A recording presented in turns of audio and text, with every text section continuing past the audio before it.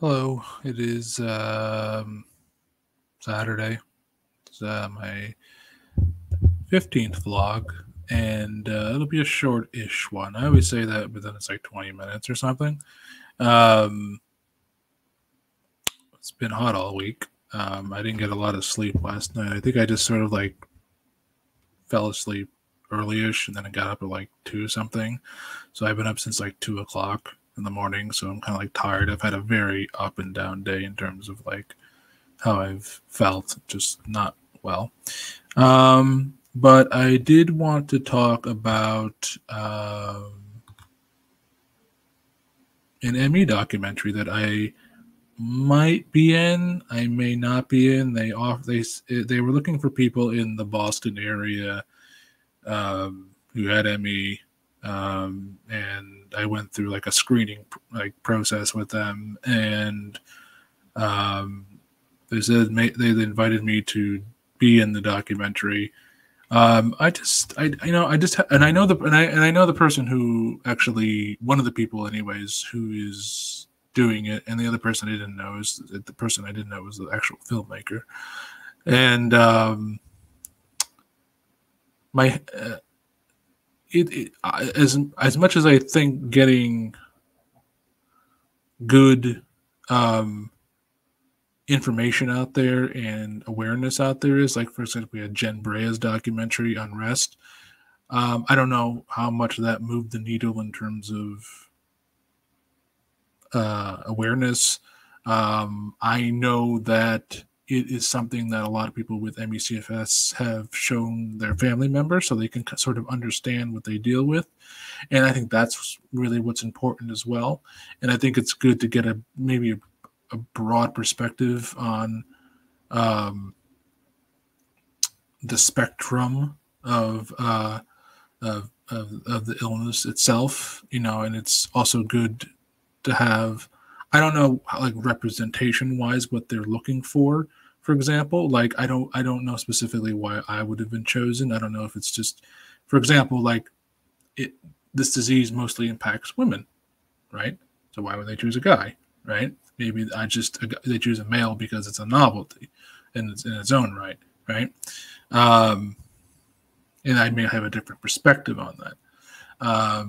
But I also think maybe I would be doing a disservice as well if I was in it, not only because of that, because I present as healthy sometimes, even when I'm not feeling well. Like I'm not feeling well right now, but I present as like, well, he doesn't seem sick, and this is what I voice my concern to them is that like, well, he doesn't look sick, he doesn't seem sick, he just looks like an asshole wearing sunglasses inside, right? And so I sort of hesitating on it. And I'm also hesitating on it because I don't, I've been very like COVID cautious and like, you know, it's June and there's a lot of people getting COVID right now. And well, more than there should be, anyways. And so I'm like, well, what are the odds of me getting it really? Because I think they would only be here for an hour or two, but I don't know how close I have to stand next to them. I don't know, they would wear a mask and I would probably wear a mask, but I don't know if that is something that they would be, you know, comfortable with either. Just because if I wear a mask, then like it just kind of could distort the sound, if they're having, they're using a boom mic or, a lavalier, something that you clip on. So I don't know how much that affects their ability to get a good sound or whatever.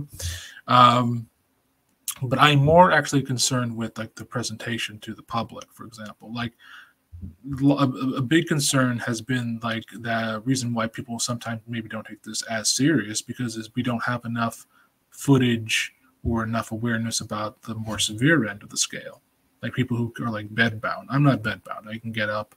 I do have a cane, but I don't use it that often. I use it to like walk around the perimeter of my home, or if I go for a longer distance, so I can sort of like distribute weight a little bit better and not have to put so much pressure on my legs or knees or whatever. But for the most part, I can get around, right? I can't drive anymore, but like I can still get around, right? And maybe it's not a good representation of And I know it's not a monolithic illness, but if I somehow prevented a doctor who saw me and who's like, he's not sick, or I would feel very badly about that. I would feel very badly if I was in something and I didn't do my best to present myself as is, and that's another thing I brought up too, is I don't want to go in either direction of being like presenting myself better than I am or presenting myself worse than I am.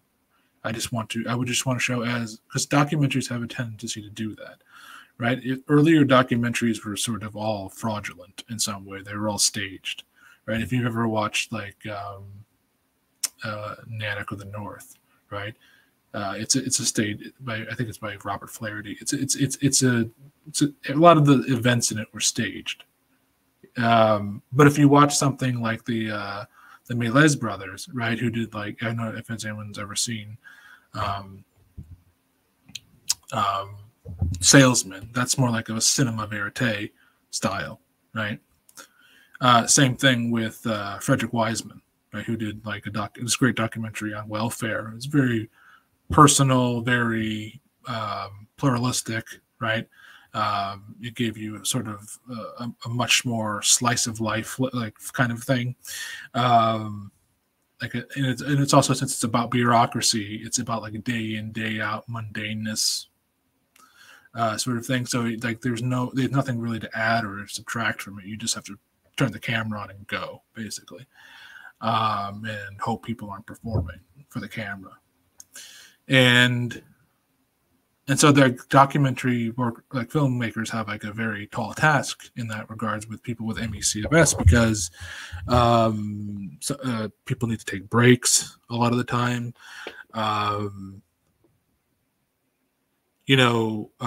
Like I told them, like, if it's a day that I'm not gonna pretend like I'm gonna go out of my way to look my fucking best. If I get up and I feel like shit and I look like shit, and that's how it's going to be for that day, and I'm sure that's what they want to see as well.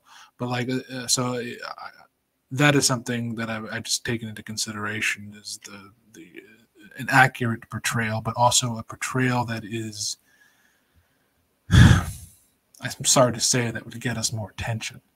I don't think I'm a good candidate for that, because even when they were talking to me, they even kind of said like, well, you seem like very cerebral, and you seem very like, more here than you are being like emotional about it. I got emotional at the end. I'm not gonna lie about that. Like I started feeling, and when I started talking about it, because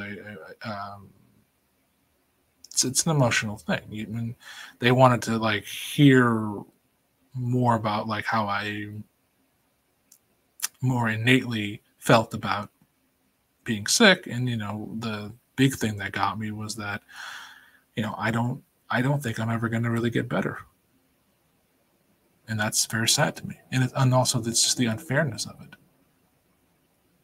Totally unfair. It's not like I was an alcoholic and my liver doesn't work anymore, or I was a smoker and I have lung cancer. That would make sense. Or I was a poor eater and now I have congestive heart failure, right?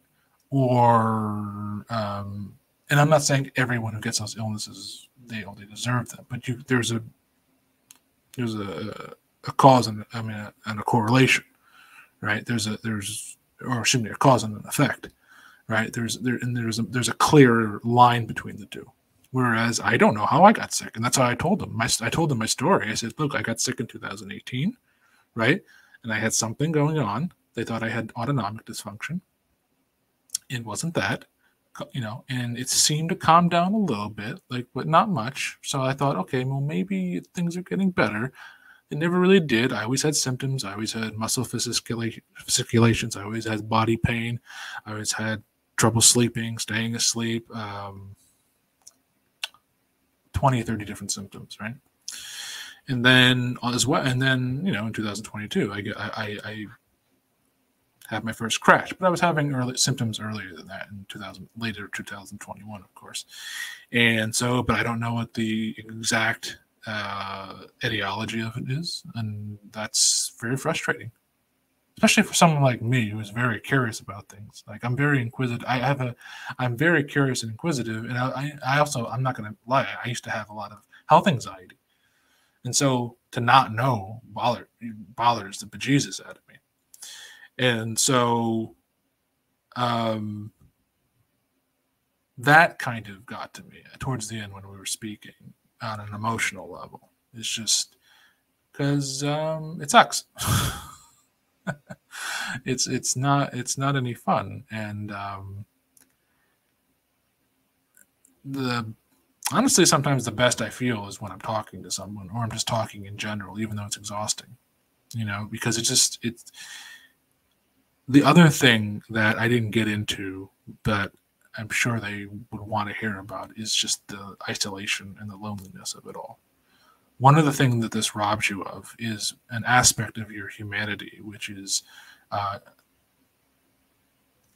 sociability, right? We're extremely social and socially constituted and beings, let's say. I won't say animals, but beings, right? And as socially constituted beings, right,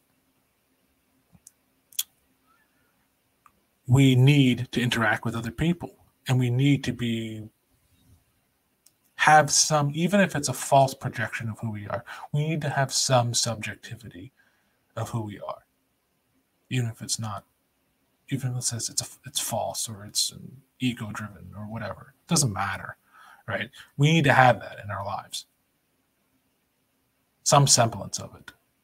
And when you have chronic illnesses, when you're trapped in a room all goddamn day, you don't have it anymore. You lose it. You lose touch with that, and then you lose touch with yourself, right? And then you say, well, who the fuck am I? Am I just a sick person? Am I a sum total of just these symptoms now? Right? Am I just a brain in a vat and then symptoms? What am I? Who am I? Am I going to ever meet somebody again? Am I going to keep my friends? Am I going to be able to have a lover? Am I going to be able to have a girlfriend again, or a significant? I don't know. I have no clue. Right? You can't. The loneliness is crushing. I call my dad up every week because, I'm very happy. My dad's much older, but I'm happy he's still alive, and I'm happy my mother's still alive. I'm very fortunate about that, it's scary. It's scary thinking, I got sick, not late in life, but relatively late in life. And then I rely on both of them on some level. I rely on my dad to talk to, and I rely on my mother to sometimes do a lot of my errands for me and take care of a lot of clerical things. And what happens when they're too sick, or they can't do things, or my dad can't talk on the phone, or he starts losing his mind. So it's a lot of what ifs, and that's, I know a lot of people deal with a lot of what ifs, but they deal with what ifs from the perspective of, okay, I'm still healthy at least, and maybe I can even help them, right? I could ease their burden a bit because I'm not carrying the burden of disease, of ill health, So that is problematic. But in terms of the documentary, I'll make a decision, I think, by the end of today. I'm leaning towards no, because I don't think that I'm comfortable with it. I thought maybe I would be, but I just wanted to see really what it could be like. And, I'm supportive of it. So I told them, look, I'll if you need me to reach out to other people in Massachusetts who have ME/CFS, I know pretty much everyone at this point, and I can see if they would maybe be up for it. But I don't think I want to risk getting sick or whatever. I'm not so vain that I need to be on camera, except now, I guess. But this is like nothing anyone's ever going to see anyways. I'm just sort of speaking into the void. So that's pretty much it. I'm going to try to rest the rest of the day as much as I can. I'll put this video up, and Yeah, I'll if the documentary ever comes out, and I'm not in it, obviously, I'll try to link it as or maybe review it and or watch some clips from it. I don't know how long will be, but I'll try to do that. I assume it'll come out months from now, but I'll try to do that. But yeah, if I do it, you'll know. I'll let you know by next vlog. But if not, yeah, then I'll just go about my rest of what I've been doing, which is trying not to get worse. So that's all I really have to say. It's like say 15 minutes or 16 minutes. I almost pretty short. So all right, that's all I had to say. Take care. Bye.